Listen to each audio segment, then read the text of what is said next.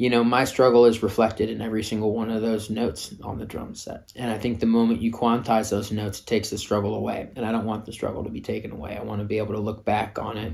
I want to remember it.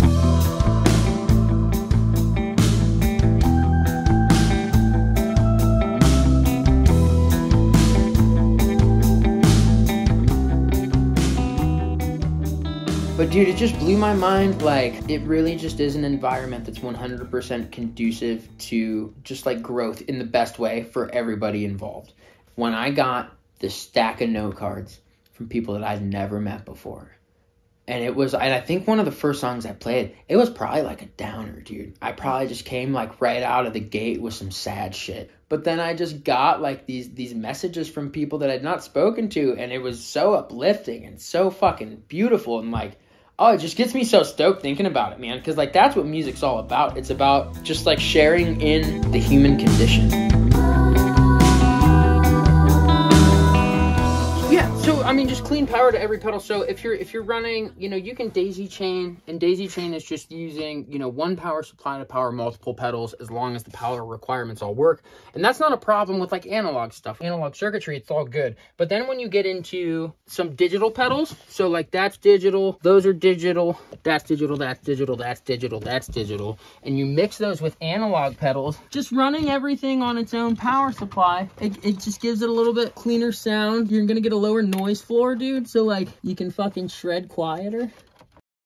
So I fell in love with like bass at first, and this would have been, you know, 10, 11, 12. And then I think in 9th grade, my buddy gave me a Squier Strat, and that's when I started rocking with like drop D tuning and stuff, because I was already like pretty proficient at bass and like had played bass in bands and stuff. And so then at this point, I'm like learning my way around like some heavier music, some Under Oath and stuff like that. And then from there, it kind of just took off with the guitar, and like bass never left me.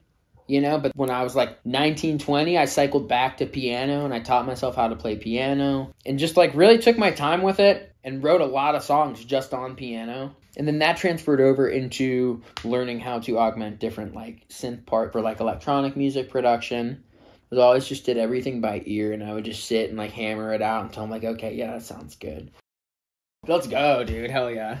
The Eulogy ones are good. So we have Matt Rohr, who tattoos at Eulogy alongside my lovely fiance, Margot. Walkie Talkie. Scott Paris from the Paris Accord. I've played bass with him live. He's phenomenal. Matt and Dave Barnhart in the band Brothers back there. Ren and Stimpy, a dog. Let's go, dude. We'll have an Anya Van Rose sticker on here shortly. I love it. That's a good sticker too, dude. But maybe we have to do our due diligence and find the perfect spot. Lockport Brewery. Mm-hmm. Is that you playing? That's me playing, yeah. So at the brewery? Let's see. That was a concert that I played at the Auricle, and that was really cool too because the owners of Lockport came. Andrew and Lauren, shout out, dudes. So it was a Divorce Horse show. I'm wearing a Dead Cassette shirt. Shout out those dudes. Dead Cassette from Akron. Those are some homies. In the background was my 77 Twin Reverb. So I'm thinking that was like 2018. Oh, Narcan. Okay. My buddy Cameron, dude, from the Kissy Boys, shout out. He started this zine, this online zine called Narcan. He actually got me hip to this band called the Ken's Trio, like a jazz trio from Israel. They came through, and so this is like my backyard. And they did a little interview with me. I think I performed a couple songs, just like chilling. Is this your latest tap?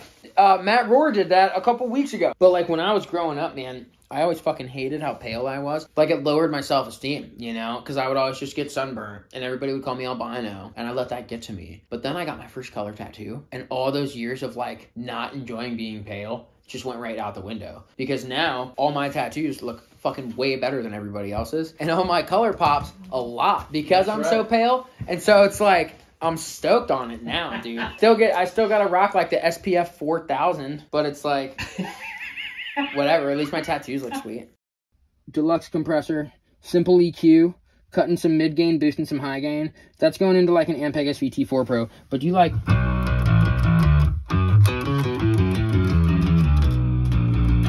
Or a little bit extra.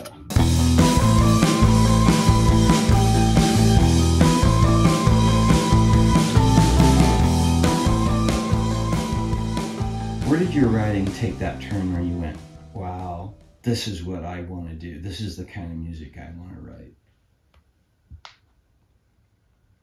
It gets to a point where you realize that you're just like, it does something to you. You feel like you're made lighter after having written a song, and maybe it's like completing one, maybe it's just writing the lyrics, or maybe it's like a cool idea comes and you're like, holy shit, I can't wait to record that. But it just dawned on me that like I had that in me, and it was more than just playing other people's music. It was like this thing that was welling up from inside of me that I couldn't contain. It's like I had to create music as well. And that was like, I don't know, 17 years ago, something like that, 16 years ago. And it hasn't stopped. I've been, I would say, regularly creating music since I was like a senior in high school. And I mean, a lot of it's been garbage. A lot of it's been so fucking bad. But it's always just served its purpose. It's never been, my aim's never really been to make like the best song ever. It's always just been to make it, you know, and it hasn't stopped. I think it's definitely more about the journey than it is the end result for me, man. I think it's like the act of getting it out. Like music's so varied in what it means to people. And for me, that changes on like a day-to-day basis. You know what I mean? It's really cool to play a song and have someone like connect with that song. But it's also really cool to like track that song in an honest manner and just like get it out and be able to look back on this particular time in your life. And then it's also cool to see how a song that you wrote 10 years ago can change in 10 years and like still maintain relevance today.